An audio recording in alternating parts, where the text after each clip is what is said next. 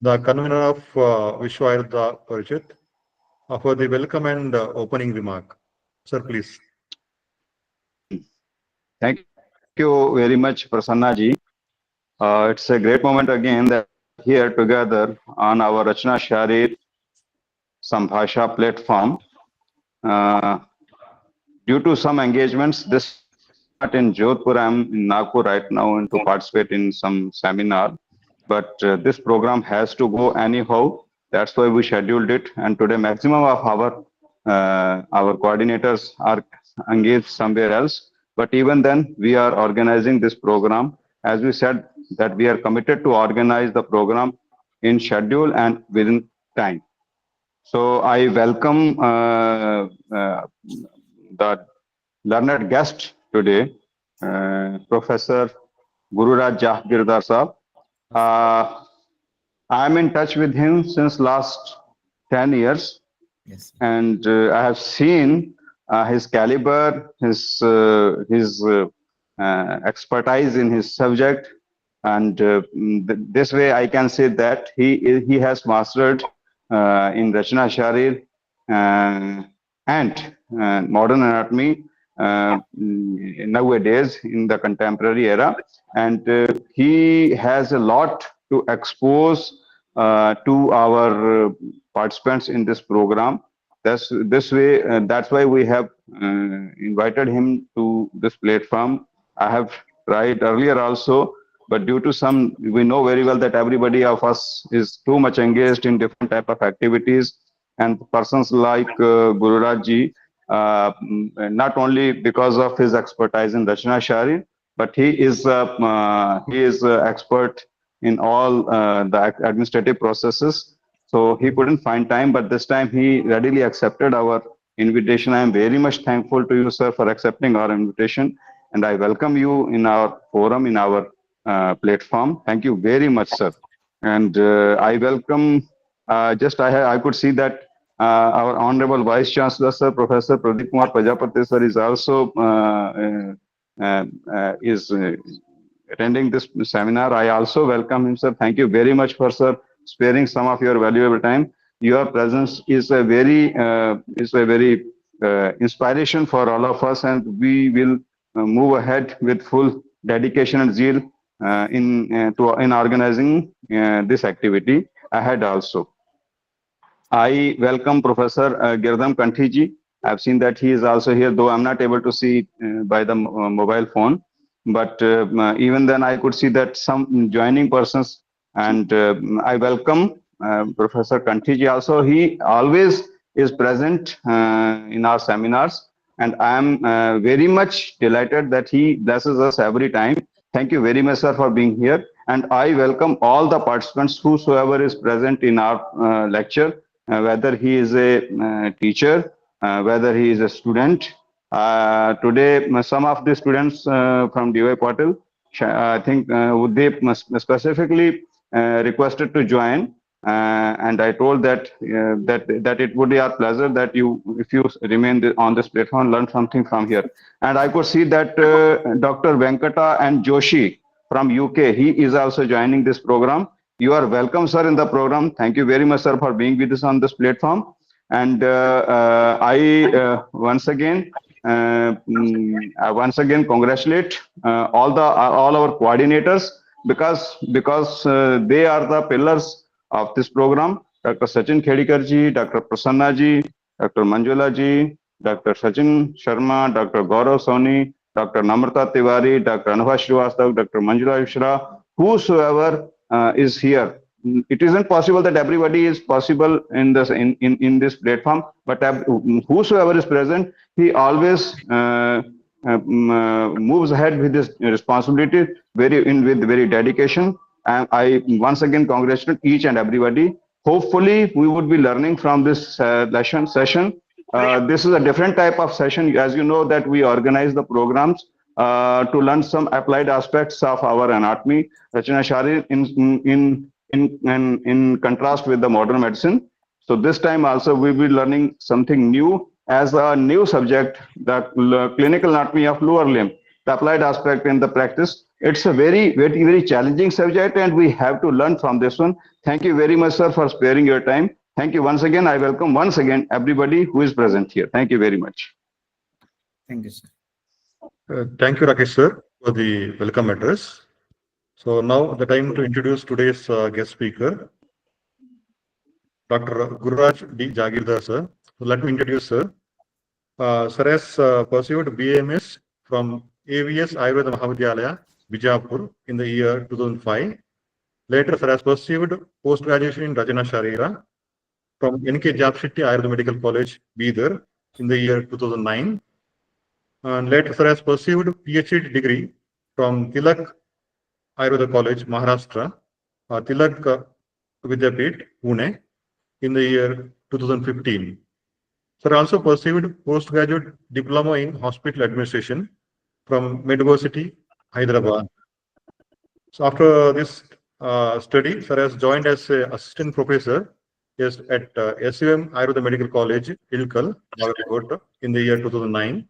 So later, sir has worked as associate professor in S.D.M College of Ayurveda, Hassan, from 2011 to 2015.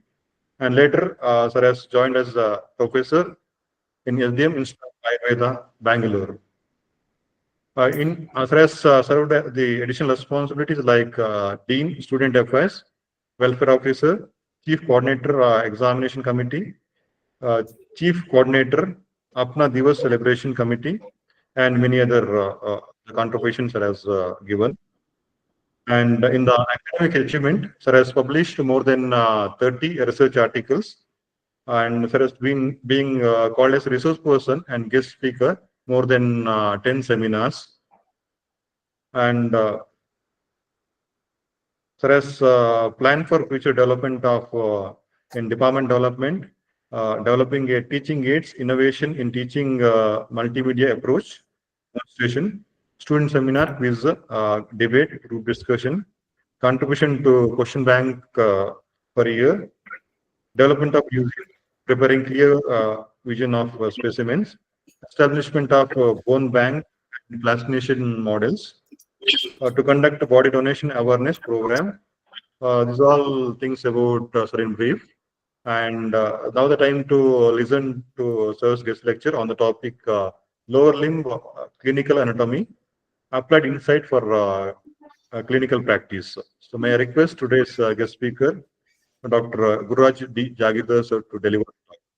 Sir, please. Okay, Prasanna sir. First of all, I will thank Rakesh sir for inviting me as a guest here. And sir also earlier also has requested, because of time schedule, I was not able to join it. But this time I made a time and I had joined. Thank you very much for giving an opportunity here, sir. And I thank the members who are all present here. As Rakesh sir said, Prajapati sir, VC, and our teacher, mentor, what we call Dr. Kanti sir is there, and Sachin sir, Venkat Joshi, and Prasanna sir. So with your all permission, can I start the session? Sure, sir. Sure. You can. Sure, you can. You can. I will share the screen, sir, first. Okay, sir.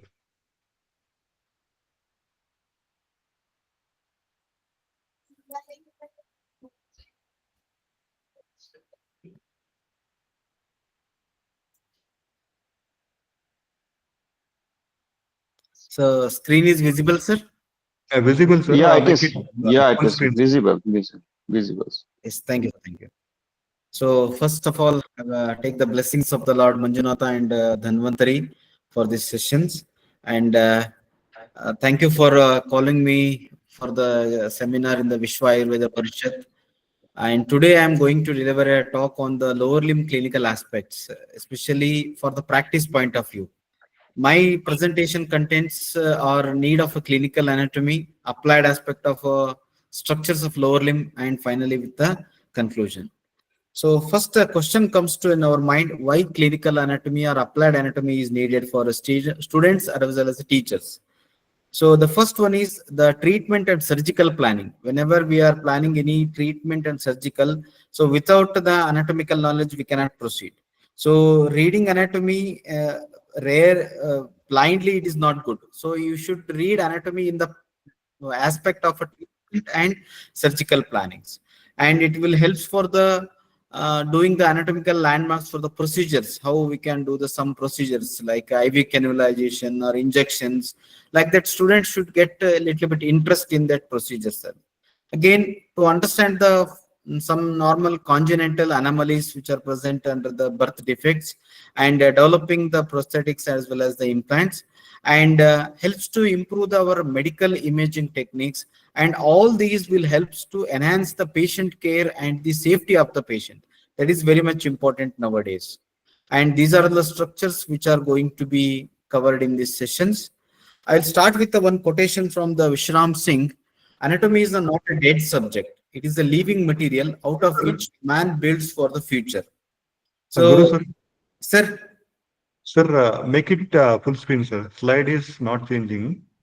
slide is not changing. Okay. So slideshow option is there, sir.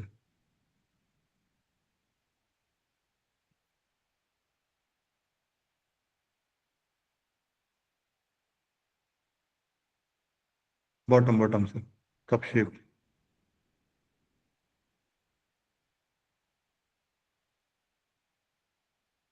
One minute, sir. No, sir. Next, down, sir. Slide share option. Slideshow. Next, right side, sir. Cup shape. Down, sir. It's not showing, sir. It is annotating as But games. let it be. It doesn't matter. It is looking. It is Okay. visible. No, no. Okay, sir. Let it be. Let's not waste our time on this type of activities. Let us start with, है ना? Okay, it is visible. Okay. Please go ahead. Sir. Hmm. Sir, please continue. Yes, sir. Yes. Yes. So now it's visible. Yes, sir. Yeah, Is it yeah, changing? visible. No, it is Vishram- not changing. Now, sir. Yes, changing, Yes, yes. sir, changing. Okay, Changing. fine. Thank you. So first we will discuss about the clinical aspect related to the veins. Usually, if you teach the students anatomy of the veins, superficial veins and deep veins, two type of veins are there. So superficial and deep veins are connected by perforating veins. So students may ask why we have to study this veins pattern and study. So you may ask the students to observe the lower limb, the pattern of the webs, or the how the varicose veins are visible. On that basis, students will get a little bit more interest in studying these patterns. So how the reticular veins or the spider veins visible in the earlier days, and afterwards the edema of the lower legs or the tropic ulcers will seen. If students started seeing in the different pictures, then he will come to an end conclusion that so I have to study the course of the veins. So that means it will be more helpful for understanding the varicose veins. So in this way, we have to teach our students the varicose veins. Another clinical aspect related to the vein is saphenous vein graft. So saphenous vein graft can be used in the cardiovascular procedures mainly. So the vascular surgeons will take the auto transplantation whenever the coronary artery bypass is going to be used. So this vein can be utilized as a saphenous vein grafts is there. The saphena varix is a one more clinical aspect related to our saphenous vein. It is called as an dilatation of the saphenous vein, where sometimes clinicians will mistakenly it is for the femoral hernia. So you should have to judge between the femoral hernia and the saphena varix. So if you auscultate that place, you will find the humming sound which is there, and those who are having the saphena varix commonly associated with the varicose veins is also going to be seen. So in this picture, you can see saphena varix along with the long saphenous vein can be visualized. And here some clinical aspect related to our popliteal pulse. Popliteal pulse can be seen. So slides are changing, sir. Hello. Yes, sir. Yes, sir. Yes, sir. Slides are changing. So popliteal pulse. So in the lower limb, in three places we can find out the pulses. One is the femoral popliteal pulse and the dorsalis pedis. So we have to teach the students to check these pulses. It will be helpful for the clinical examination in future. So whenever they are doing the popliteal pulse examination, so the knee should be 90 degrees flexed condition. Then it is easy to palpate the popliteal pulses. Whereas the dorsalis pedis artery pulse can be identified in between the great toe and the second toe. There you can feel the dorsalis pedis arterial pulses. So in three places, it's easy to find the pulses there. So when it comes to the clinical aspects of the bones, so usually students will write in the examination bones clinical aspect is fracture. So every time fracture is the right answer, but we have to teach them in which region the fracture has been occurred. So name of these fractures, they should know it in the from the day one itself. Like subcapital fracture, transcervical neck fracture, intracapsular, extracapsular. Like in this diagram, it has been shown intracapsular and the extracapsular. We have to teach them in what is the difference between the intra and the extracapsular fracture, how their signs and symptoms will be there. So if they come to know their clinical importance, they will start reading more and more about the anatomy. So one more clinical aspect related to our bones in the upper lower limb, it will called as a femur. Here, avascular necrosis, it is going to be seen. So usually normal blood supply is been shown in the one diagram one here. In the second diagram, where the blood supply is interrupted, and because of this one, the necrosis of the subchondrial bone is going to be seen. And if any simple fell down, chances of the breaking of the bone. And this clinical condition, what we call it as an avascular necrosis. And we have to know with making the small models in the department or the non-lecture activities like femoral shaft fracture in a different diagrams we can make. So students will come to know the commonest femoral shaft fracture, how it looks like this, and what is the difference between the displaced compound fractures, green stick fractures, committed fractures. So in this way, we have to teach our students in a different manner. The same can be identified in the lower limb also, in the lower end of the femur also. And apart from this, in the tibia, there is one more fracture we are going to find. It is called as a tibial stress fracture. Tibial stress fracture. So usually this tibial stress fracture is an incomplete crack, not is a complete one, incomplete crack we are going to find. Mainly pain you are going to find, tenderness and swelling will be there. And as soon as the patient comes with that pain in the tibial region, if you take an X-ray, it may not be shown as a sign of a fracture. After X-ray may be taken after 4 weeks, then the bone healing, after that it will become to know. So care should be taken for the tibial stress fracture. And one more clinical aspect is there, shin splints and the stress fracture, especially related to the tibia. As we all know, this tibia is a subcutaneous bone throughout its length, and whenever there is an injury is going to occur, hit is going to occur, shin splints are going to occur, and we should able to differentiate between the shin splints as well as the stress fracture which is going to occur.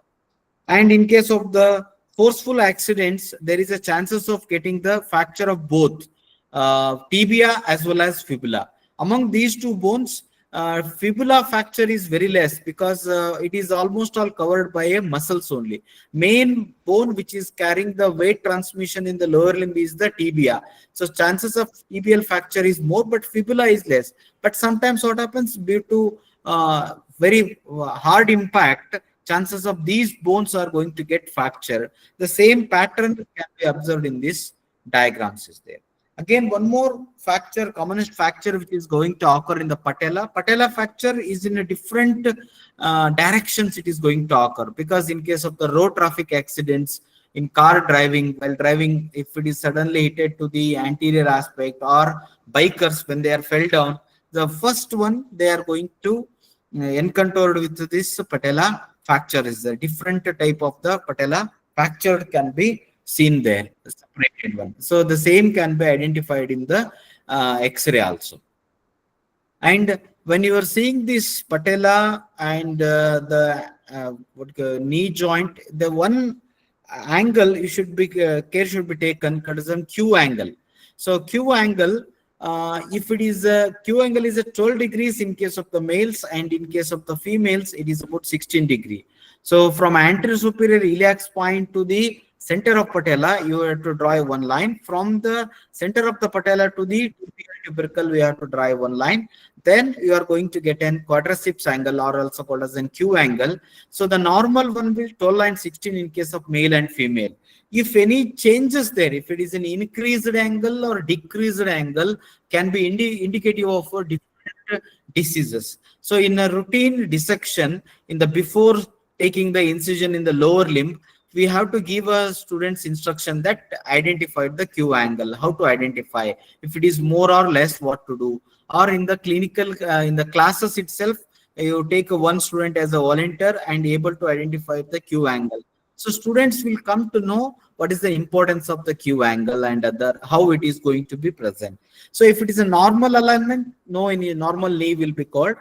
Two clinical condition will come called as the genu varum and the genu valgum, where the bow leg or the knock knee, these are the two clinical signs and symptoms we can going to see in case of the hampering of the Q angle.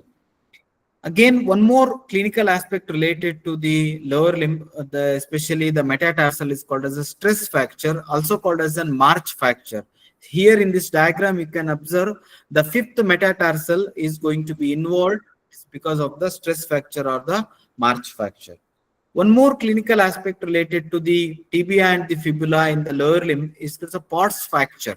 So Pott's fracture, whenever classically it is going to be described as a dislocation of the angle where the fibula within 6 to 7 centimeter above the lateral malleolus area, it is going to occur. It's called as a Pott's fracture. So Pott's fracture is a common term which is used for the lower limb, but sometimes we are using these Pott's gangrene word also there. Arterial obstruction, Pott's diseases, it is related to tuberculosis of spine, and Pott's puffy tumor, osteomyelitis of the skin. So you should tell the students the Pott's, the Pervicel Pott is a surgeon from 18th century who has studied in these aspects, and 4 names are going to come in related to this one. Another one is called as a fracture of the calcaneus. Usually the fracture of the calcaneus, you have to identify it is an intracapsular as well as an extracapsular, as well as this one will be seen mostly in the jumping. In the last one small diagram they have shown here. So the persons who are doing such jumping, if they fell down on the hard surfaces, chances of the getting the fracture of the calcaneus also. So os trigonum is an accessory bone found in the posterior to the talus. Most of the time we are going to get confused with this is an displaced part of a bone or it is a fractured one. No, it is an accessory bone, additional bone found just behind the talus one. And in the X-ray it has been shown as a rounded, red color rounded, it has been marked. So do not confuse with this fracture part. It is an os trigonum. And usually it is present 2 to 14% of the normal people there. One more clinical aspect related to the calcaneus is called as an calcaneal spur. It is a small osteophyte which is seen in the calcaneum bone, so which gives rise to a compression on the plantar fascia. Plantar fasciitis is also been involved in case of the calcaneal spur. If a calcaneal spur is there, the patient is unable to stand for a long time and unable to walk also. He'll start feeling more and more pain in that aspect also. As I said earlier, stress fracture, also march fracture, especially these will be seen in case of the professional called as an military persons or the police who is continuously involved in the march fracture. So at that time, the forceful putting the leg on the ground gives rise to the common areas for the stress fracture, especially the metatarsals are going to be involved in this one. For that reason, this name has been called as an march fracture is there. So more fracture you are going to find in this area. It is called as an Lisfranc fracture. So this Lisfranc fracture is in where the bones are displaced from the tarsus. Whenever any heavy object has been run over our motorcycle or some motorcycle over the foot, at that time displaced metatarsals or the compound fracture which is going to be seen in case of the lower limb, it is called as a Lisfranc fracture is there. So that can be also visualized in the same diagram. So one more clinical aspect, earlier they used to call it is a lover's fracture or Casanova fracture. So why this is called? Because sometimes if they fall down from the first or second floor, chances of injuring the calcaneal fracture, there is a chances of involvement of the lumbar compression as well as forearm fracture. All these three together, it is called as a Casanova fracture or the lover's fracture. So whenever calcaneal fracture is there, if a patient tells I am fell down from the first floor or second floor, at that time you have to see there is an involvement of the lumbar as well as then forearm involvement, because when they are falling down, so they will put their hand or the spine in that area. For that reason, we have to identify such fractures also. So coming to the clinical aspect of our muscles, so mainly in the lower limb, two muscles are being utilized for the intramuscular injection. One is called as a gluteus medius muscle, another is called as a vastus lateralis. So we have to give us some clinical aspect related to the gluteus medius and the vastus lateralis while doing the dissection. The student able to do the intramuscular injection. In a routine dissection itself, we have to train them how to identify these areas, how to identify the gluteus medius muscle, way to give the intramuscular injection. So you have to put a hand on the greater trochanter and spread the fingers in between the index and the middle. There is an injection site. You have to mark it and make the students to do the intramuscular injection in that one. So usually it is called as a Clark's point. We are calling it as a Clark's point. So that we have to practice in case of our routine dissection point itself. Whereas in the vastus lateralis muscle, mostly in the children's, we are using this for the intramuscular injection or to give some vaccines here. So in the vastus lateralis, whole vastus lateralis is used for the intramuscular? No, only in the middle third. So if you divided the vastus lateralis into three parts, the middle part is being utilized for the intramuscular injections that can be used there.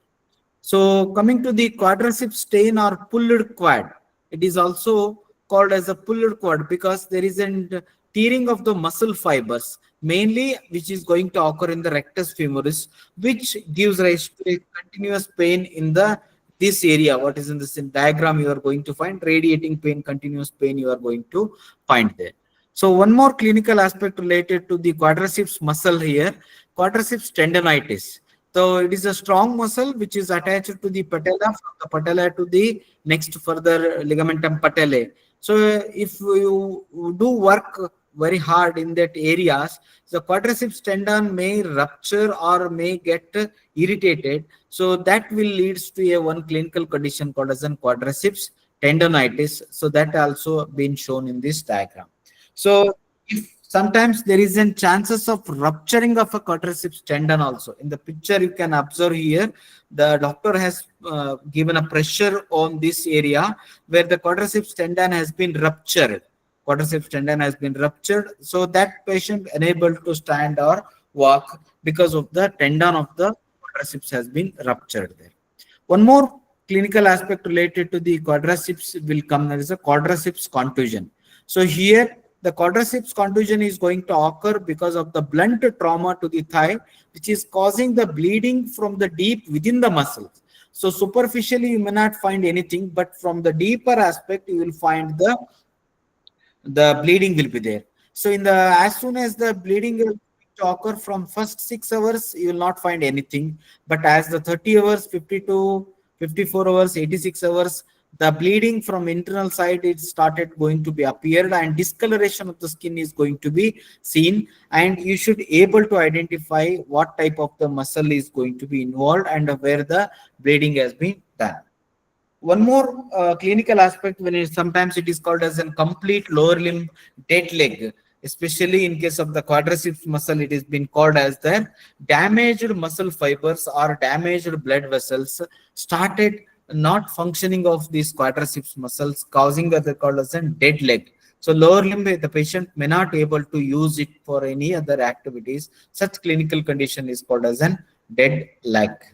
Another commonest problem going to be seen in the sports person is called as a runner's knee or patellofemoral pain. So patellofemoral pain usually causing the aching pain, suffer from a continuous dull pain around the kneecap is there, and the patient will start telling you walking, biking and jumping. At that time, patient is going to tell that pain will be there. So pain around the knee joint can be elicited or identified by a doctors in a different way. So patient will come to us like only in knee joint pain is there. We have to ask them in which area, whether it is an upper side, medial side, lateral side or central side. On that basis, you should able to differential diagnosis. If it is a pain below the kneecap, maybe different reasons. Pain above the kneecap will be a different one. Medial side is a different one, but it's a lateral side is a different one. If you see the lateral side iliotibial band syndrome or the ITB band syndrome, usually what we call, patient will show that area only pain is there. If it is in medial side, medial meniscus tears, medial collateral ligament injuries, arthritis, like that, when you see the knee joint, you should able to identify what are the musculatures which are holding the stability of the knee joint. On that basis, you should going to different analysis related to the knee joint pains are there.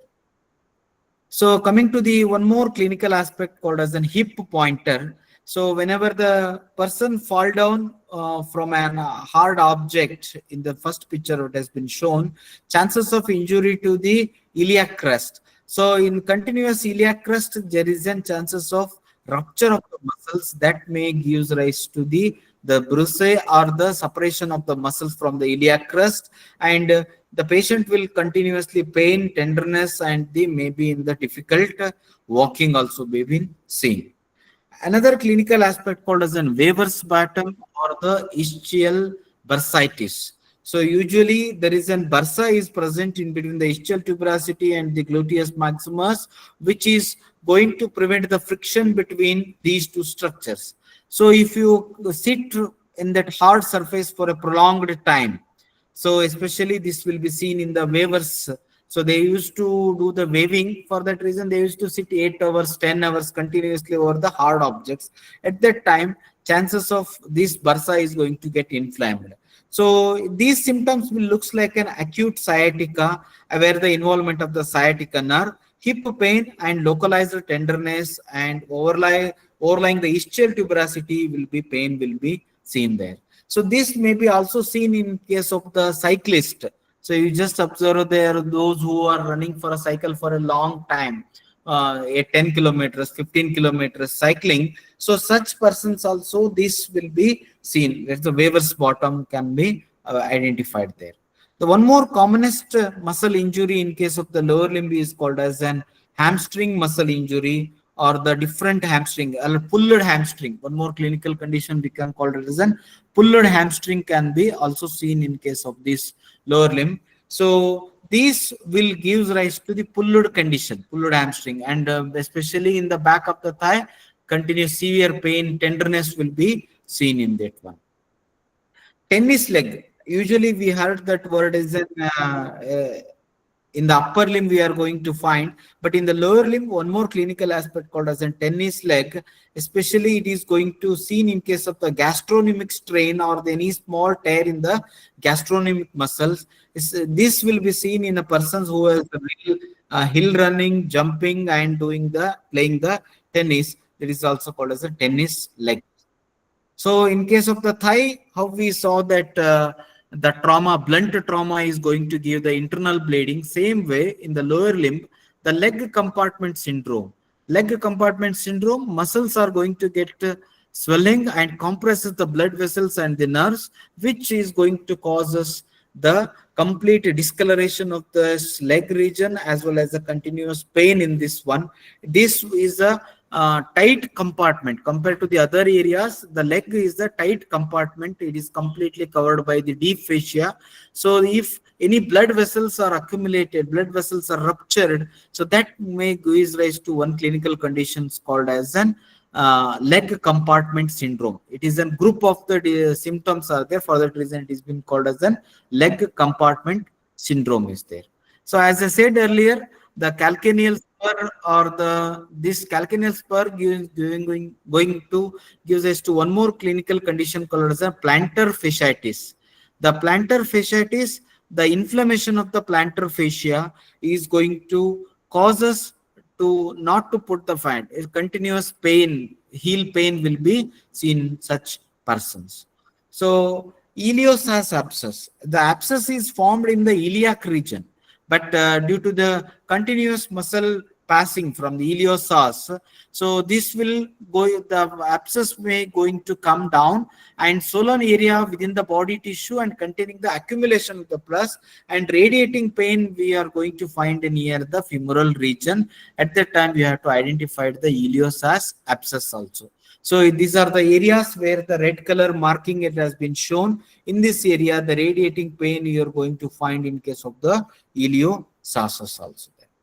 So in the lower limb, most of the patients will come with the one clinical aspect called as an sciatica, where is a compression of the nerve, where the pain and tingling, weakness and numbness were going to be seen in case of the lower limb. And this pain will continually travel from lower back to the back of the leg and the foot, wherever the sciatica nerve is going to identify. And you should know properly where the sciatica nerve courses and how this pain is going to radiate and how this nerve is going to get compressed with the herniated disc and other. You should be able to remember. This is one of the clinical aspect related to the sciatica nerve.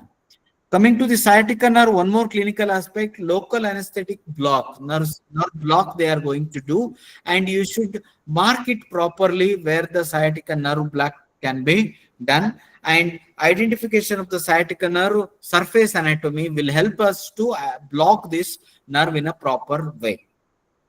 So usually in the body, we are calling it as an leg is an tool for our body. So how in a vehicle, one toolkit is kept for repair and anything. So the nature has kept one toolkit for our body in the leg region for the different purposes. As in the beginning, I said the saphenous vein can be used for the grafting. Here, sural nerve is also going to be used as for a grafting. If any bone is fractured in the in any part or we need any bone grafting, fibula may be used as a bone grafting. If we want to take any muscle tissue grafting purpose, so we are going to take it the level of the leg region only. So especially this lower limb is being called in the lower limb is called as a tool for this one. Here, sural nerve may be used for the grafting purposes. And nerve to the common peroneal nerve. So in case of the fracture of the head of the fibula, where the common peroneal nerve is passing. So if any fractured is there, the one clinical sign you are going to find it is called as a foot drop or loss of eversion and the sensory loss wherever this nerve is passing, and ankle is plantar flexed. That one will be seen in case of the peroneal nerve is there. So how we are saying in the carpal tunnel syndrome, same way in case of the lower limb, there is one more syndrome we are going to find. It is called as an tarsal tunnel syndrome, where the tibial nerve is entrapped or compressed in the region of the tarsal tunnel, where the retinaculum is there. In that area, it is going to get compressed. So such condition is called as an tarsal tunnel syndrome. So in case of the tarsal tunnel syndrome, pain and numbness may be seen and weakened toe flexions and radiating pain may be seen in these areas. The same has been shown in the diagram also.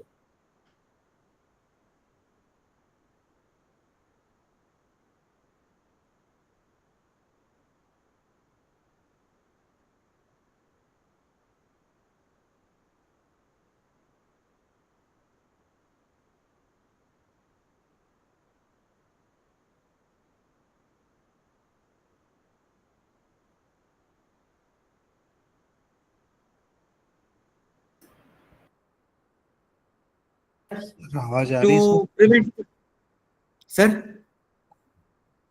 कुछ नहीं ठीक है ठीक Okay. आ So रही to आवाज आ रही prevent, all right, sir. Okay, thank you. So to prevent the friction between the structures around the knee joint, we have a lot of bursas are there. So these bursas will try to prevent the friction. If any these bursas are inflamed, around 13 bursas will come around the knee joint. In any bursa, if it is inflamed, a lot of clinical signs and symptoms are going to be found. So few I have mentioned here. One is called the prepatellar bursitis or housemaid knee. In the diagram, you see the earlier the people used to wash, clean the floor with the help of the standing, kneeling like this, and continuous pain will be seen in case of the prepatellar bursitis. And the same one more clinical sign you are going to find, infrapatellar bursitis. You should be able to differentiate the two things, infrapatellar bursitis and prepatellar bursitis, how this is going to be seen. In infrapatellar bursitis, Clerkman's knee, inflammation of the infrapatellar bursa is going to be seen, where the church in the priest who is going to pray at that time, so infrapatellar bursitis is going to be seen there. So coming to the one more clinical aspect called as an bunion or the hallux valgus. So lateral deviation of the great toe, it is a congenital maybe, or sometimes afterwards developing is also be seen. And pain while walking, joint redness will be there, and pain and possibility to shift of the big toe towards the other toe, and continuous deviation is there. So such can be identified in the beginning, and that will be helpful to recover it by wearing the shoes and other. The clinical aspect I am not covering. I am just telling how these different clinical aspects seen in the lower limb is there. So one more clinical aspect related to the here, three are there. One is a hammer toe, mallet toe, and claw toe. So simple one is a hammer toe, where the hammer toe is in the beginning, in the middle phalanx. Hammer toe is called as a middle joint is going to bend. So three joints you are going to find, interphalangeal joint. So among that middle one, if it is the bent is there, that is called as a hammer toe. Another one is then metacarpophalangeal joint. If it is the bent is, you are going to find it is a claw toe. Another one is the distal interphalangeal joint is going to be bent. It is called as an mallet toe. And students should be able to identify all these three types of the clinical signs and symptoms. And one more clinical aspect here, it is called as a Morton's neuroma. Morton's neuroma. So thickening and inflammation, thickening or the inflammation of the tissue surrounding the nerve. So here, this will going to seen mainly in the between the third and the fourth toe. In between the third and the fourth toe, thickening will be there, and causing the pain, tingling sensation, numbness of the affected area. Such clinical condition, what we call as an Morton's neuroma. In the same area, you are going to find an additional bone, sesamoid bone also going to be found. That is also going to get compressed. That also can be identified. One more clinical aspect will be there called as an talipus. So usually talipus is word related to talus, pes is related to the foot here. So different type of the talipus, like talipus cavus, talipus equinus, talipus calcaneus. So how that foot shape is going to be changes, whether it's in plantar flexion, abducted or inverted, or various combinations able to identify. So this we can make it in the non-lecture activity by standing the students like this and teach them how these different talipuses are going to occur. So these are the some pictures where the talipus is going to be seen. So you can find the pes planus where the flat foot, usually what we call it as a flat foot, how it is there, whether the is normal or not there, high arch or low arch. The arch is going to change in case of the hill climbers, especially those who are staying in the hill region, hilly areas, or those who are athletics. Their arch is going to be different. So that arch identification, medial arch as well as the lateral arch, whether it is same or not, that's such clinical aspect we have to teach our students there. And one more clinical aspect related to the lymphatics, which is called as an T-shaped lymph nodes, which are present in the region of the femoral triangle, Clockett's femoral region, as well as the popliteal femoral nodes will also going to be seen. And if any inflammation or anything is going to happen in the lymph nodes, you are going to find an elephant foot. So that is a one more clinical aspect you are going to find. So here I try to collect all the clinical aspects related to the different structures. Only names I have just given a basic idea related to the clinical aspect, because undergraduate students should know the clinical terms very clearly. If they know the terms very clearly, then the interest will come to read the anatomy, normal anatomy.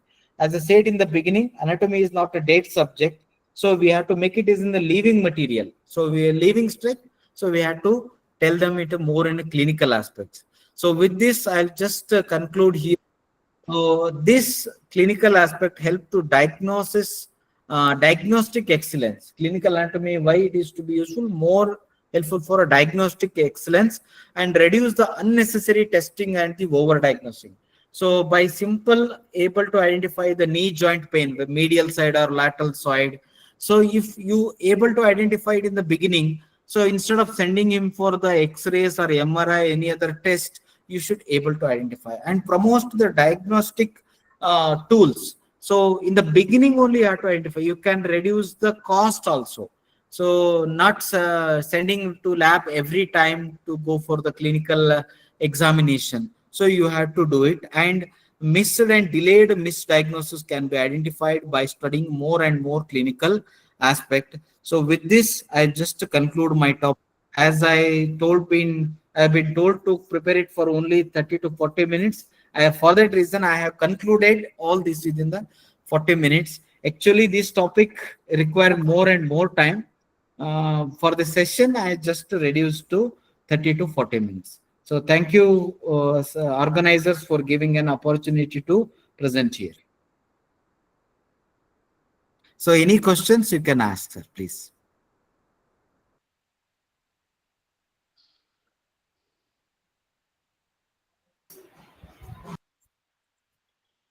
Thank you. Thank you, Professor Gururaj, sir. It has been a very extempore and very, can say, a very knowledgeful, very knowledgeable, and including each and every aspect of lower limb in terms of applied knowledge. It has been vastly covered in a very stipulated time. Thank you very much, sir. And 100% this has been a very fruitful for our participants. Any questions from any side? You are welcome.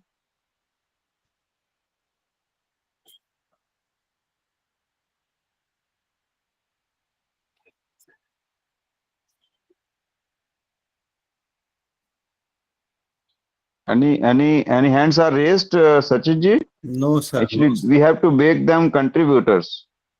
Yes. We have to make them the contributors. Mhm.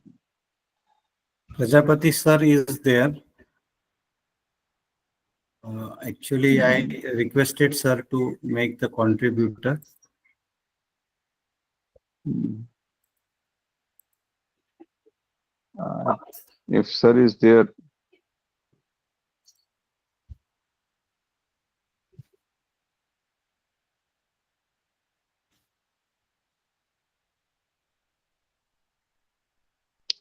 some problems, maybe some problem in becoming a contributor. Mhm. Okay, I think we should conclude with this. If somebody is having any problems, he can raise his queries later on. Also, we can share the problems with Manjusha our MK. ex- Two persons Manjusha have MK. raised the hand, sir. Manjusha MK Uh, and Vinayak make Bhatt. make them contributors, please. Okay, sir. Hmm. Hmm. Manjusha ji, you can ask your question. Manisha MK. Manisha MK, please ask your question.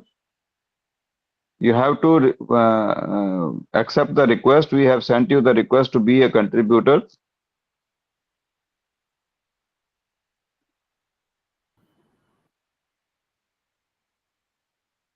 Manisha ji?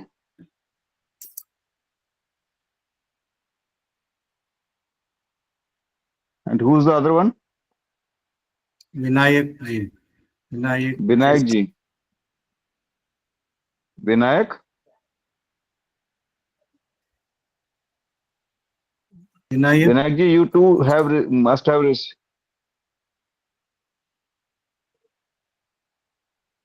Vinayak ji, sir, you must have also received the request.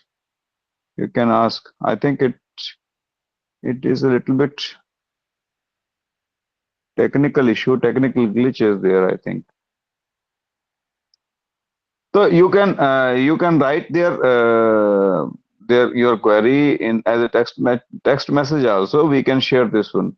If anybody is having, they can pen down their query in chat message, and we can Gupta sir also raised the hand. Gupta sir is Who? also there. Gupta sir. Professor Naresh Pap Gupta sir. Sir Gupta sir देखिए contributor बन पा रहे हैं क्या, देखिए जरा.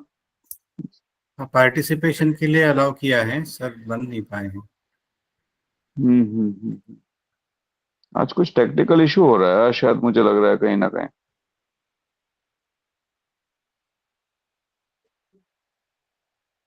काफी लोग जुड़े हैं आज. पापड़ी नाथ जी हैं, कंठी सर थे, और कई कॉलेजेस मैंने देखा बीच बीच में परमिशन जैसे मांगते थे, तो काफी लोग, कई टीचर्स जुड़े हैं. कलबुर्गी है, विजय लक्ष्मी कलबुर्गी कर्नाटक से, काफी भी इसमें मैं विजिबल नहीं है मेरे इसमें एक्चुअली. आकाशदीप मेश्राम भी जुड़े थे, लेकिन मोबाइल से पॉसिबल नहीं हो पा रहा है. चलिए फिर, अगर कोई चैट में भी मैसेज में नहीं है, कनेक्ट नहीं हो पा रहा है, तो मुझे लगता है फिर टेक्निकल इश्यू, कोई बात नहीं. तो हम जो है, अगर कोई चैट में देख लीजिए, अगर कोई क्वेरी हो तो एक बार अपन आपके यहाँ चैट में देख लीजिए एक बार सर. जी जी. Sachin ji. Yes sir. Yes sir.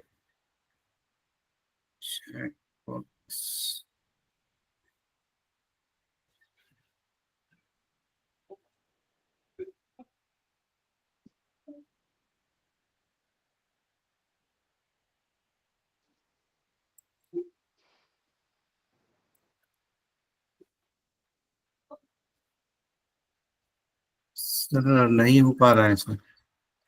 चलिए ठीक है फिर. चलिए तो आपके concluding.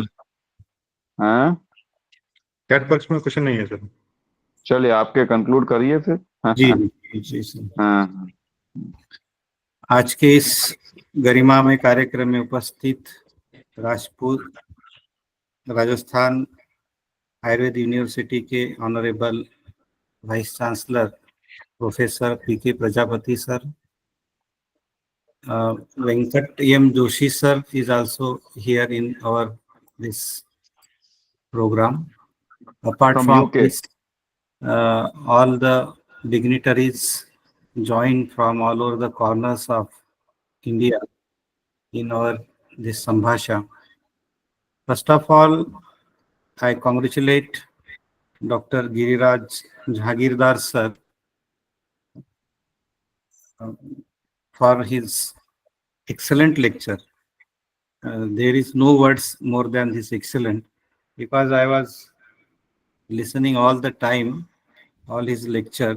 He has delivered very to the point to point, and covered all the aspects related to applied anatomy of the lower limb, right from the muscular system, osteology, nervous system, lymphatics. Is all the systems he has covered, through which and which approach should be there, and how to deliver to the students, and many more ideas he has given through the lecture during applied anatomy. For example, he has introduced one more idea for departmental development That is, we can prepare the model of fracture of bones. Because many times it is a question that we have many normal things in our department, normal bones, normal all the things. But in applied point of view, whenever we will prepare the models of fractures and all these things, mostly these are available in the surgery department. But as a part of anatomy or as a part of applied anatomy, if we can enhance or enrich our department through such models and such things, definitely it is going to fulfill our the motto to make our graduates more enriched with the applied knowledge and which is also looking for.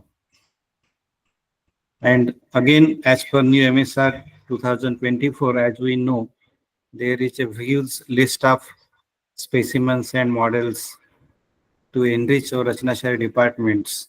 And such ideas may definitely enhance our skills, definitely our teacher skills, and by the teacher skill, our student skills will also be enhanced. There is no doubt. So, at the last but not the least, I again congratulate to Dr. Gururaj Jahgirdar sir for the lecture. Actually, we may permit around 1 hour timing also. There is no such restriction of the timing. But in a short time of time, you have delivered a very huge content. This is very definitely fruitful to our community. So, on behalf of our Rachana Sharir Sambhasha team and all our Vishwa Ayurveda Parishad team for such a wonderful lecture. Thank you, sir. Thank you so much. Thank you, Sachin Kadigar, sir, for your closing remark. Now the time to propose vote of thanks. May I request Dr. Gajendra sir to propose vote of thanks. Sir, please. I think sir is not available. Sir is not available. So on behalf of Rachana Sambhasha Shibir, Vishwa Ayurveda Parishad, first of all, I'd like to thank today's resource person, speaker, Dr. Jahgirdar sir, for giving an detailed explanation and knowledge regarding the applied aspect of lower extremity and its importance in clinical practice. Well as elaborately explained regarding the anatomical concept of the applied things with respect to the blood vessels, artery, vein, nerves, and the bones, especially the fractures with respect to the extremities. It was an knowledge sharing session. Thank you, sir, on behalf of Rachana Sambhasha Shibir, Vishwa Ayurveda Parishad. Thank you so much for giving time for us and sharing your valuable knowledge. And I like to thank convener of Rachana Shira Vishwa Ayurveda Parishad, Dr. Rakesh Sharma, for your gracious presence over here. And co-convener, Dr. Namrata Tiwari. Madam, thank you, ma'am. I also take this platform to thank Dr. Sachin Kedikir, sir, coordinator of Rachana Sambhashan Shibir. Thank you, sir, for your inputs on this session. And I also thank Dr. Amol Deshpande, sir, the co-coordinator of this session. And I take this opportunity to thank all the zonal coordinators of all over India for their contribution for successful conduction of this event. And I also take this opportunity to thank all the senior faculties, especially the Kanti sir and other professors who present over this platform, and the present those who are present on this platform in this online platform, especially the professors, associate professors, assistant professors, and PG scholars, making this event a grand success. Thank you all the persons who work directly or indirectly for successful conduction of this event. Thank you, one and all. Now I request Dr. Anubhav Srivastava for the Shanti Mantra. Madam, please. आप सभी को मेरा प्रणाम।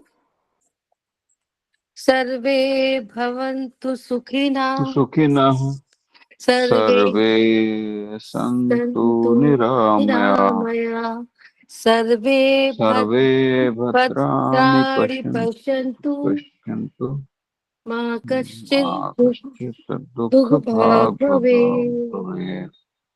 ओम ॐ शांति शान्ति शांति शान्ति। शांति। Thank you. Thank you, Once madam. again, thank you Respected, very much, sir. सभी को respected बहुत कंठी sir thanks। भी प्रेजेंट है। सर कुछ बोलना चाहेंगे सर इस अवसर पर? हम्म, सर नमस्कार कंठी सर। हम्म। कंठी सर ब्लेसिंग दे रहे हैं सर। कंठी सर, ये- आपकी आवाज, सर आपको अनम्यूट करना होगा सर। आपको अनम्यूट करना पड़ेगा। नमस्कार। हाँ हाँ जी सर सर। बहुत दिन हो गए सर आपको देख के, बहुत या साल हो या गए। या वेरी हाँ, नाइस, वेरी नाइस। अच्छा लगा। आपका या। ब्लेसिंग से ही तो बहुत चल रहा है सर, अच्छा चल रहा है सर आपका blessing। नहीं नहीं सर, So it was आपका जो आपकी लेगेसी को आगे बढ़ाने का थोड़ा सा प्रयास